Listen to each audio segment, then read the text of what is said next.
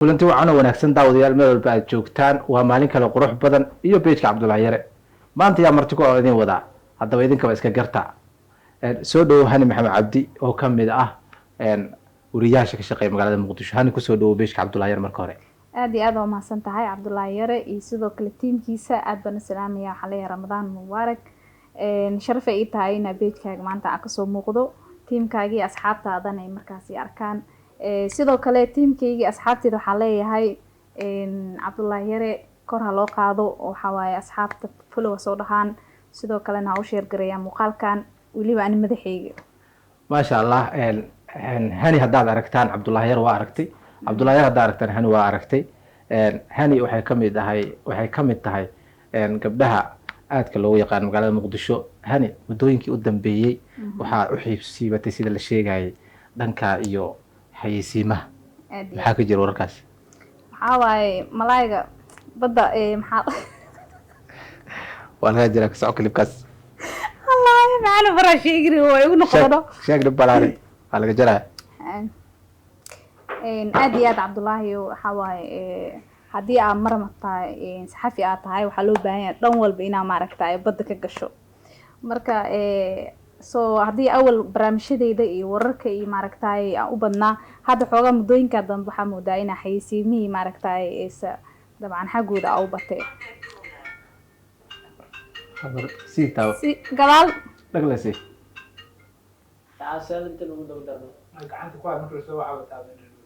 waa tahay weli waxaad daawanaysaan barnaamijkeenan oo ay marti inoogu tahay hani mar waxaa jirtay adoo ka soo muuqday barnaamij ay dhalinyaro qabanayeen waxaan arkayay adigoo leh ruuxan ma iskooba mise waa lagu bini aadan maxaa ka wadin aad iyo aad horta waxaa waaye nin dadkayga asxaabtooda iska badan yihiin saxaafadda keliya kuma eki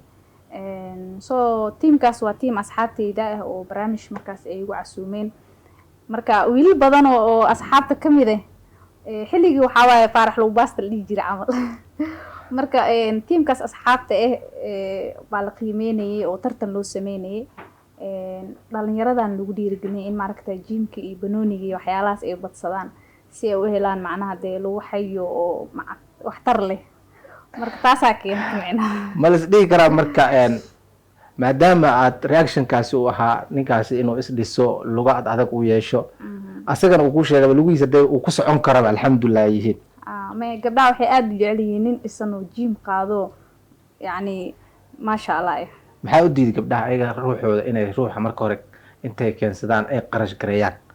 sida hore loo sheegi jiray in la soo jafjafto qof aan la jafjafan ruux kala soo jafjafta haddii jaffatid oo diyaarsatid oo laga qaato ka waran biri ka maalin maxaa ay gelinayaan dhacda nasiibkaada si aad u haysan kartay ku xirantaa ma nin bil aadnaba ka daba ordi karaani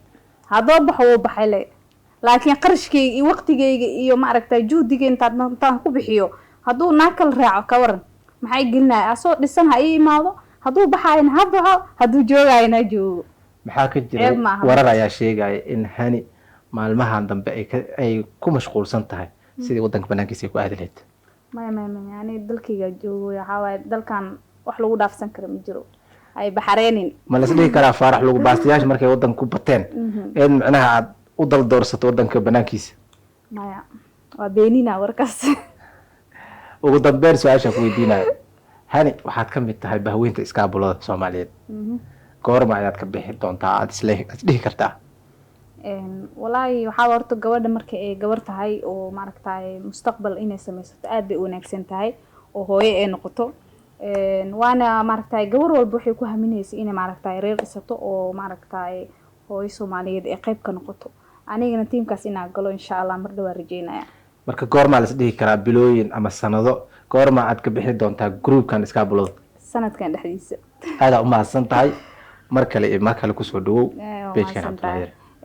sidoo kale asxaabtan waxaan ku wargelinayaa in maaragtay Cabdullaahi Yare kor u qaadaan halkan wuxuu idinkugu soo gudbin doonaa barnaamijyo tayeysan warar iyo sidoo kale arrimo bulsho marka waxaa leeyahay horumar wanaagsan aad iyo aad u mahadsan